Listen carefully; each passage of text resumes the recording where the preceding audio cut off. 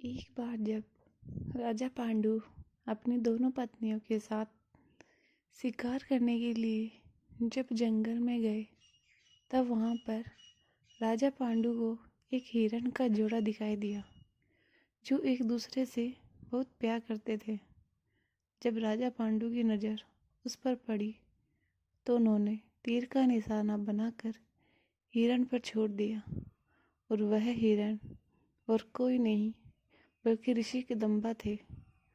और उन्होंने राजा पांडु को श्राप दिया कि जब वह किसी स्त्री के पास जाएंगे तो तभी उनकी मृत्यु हो जाएगी।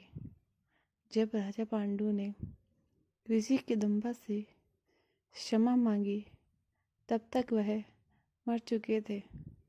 श्राप के कारण राजा पांडु ने राज्य को छोड़ दिया और अपनी पत्नियों से निवेदन किया कि वो वापस महल लौट जाएं, लेकिन उन्होंने वापस जाने से मना कर दिया और वह राजा पांडु के साथ जंगल में ही रहने लगे। उस समय उनकी कोई भी संतान नहीं थी।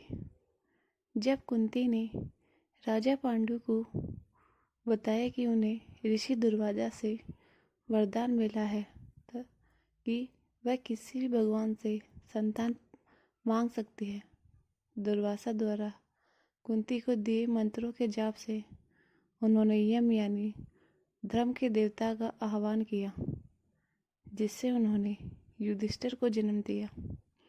फिर उन्होंने पवन देव से भीम, इंद्रदेव से अर्जुन के रूप में एक और पुत्र प्राप्त किया।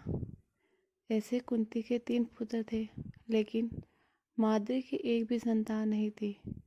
तो कुंती ने माद्री को वह मंत्र देकर माद्री ने अश्विनी कुमारों को बुलाया, जिन्होंने उन्हें नकुल और सहदेव के रूप में पुत्र प्राप्त हुए।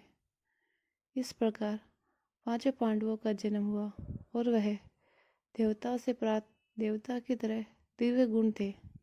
वह 5 पांडव एक वीर योद्धा थे। 5 पांडव एक साथ रहते थे और वह एक दूसरे की मदद करते थे। 5 पांडव में सबसे ज़्यादा ताकतवर भीम था और अर्जुन तीर अंदाजी में बहुत तेज था, और उन्होंने 5 पांडवों ने कई विद्याएं भी प्राप्त की।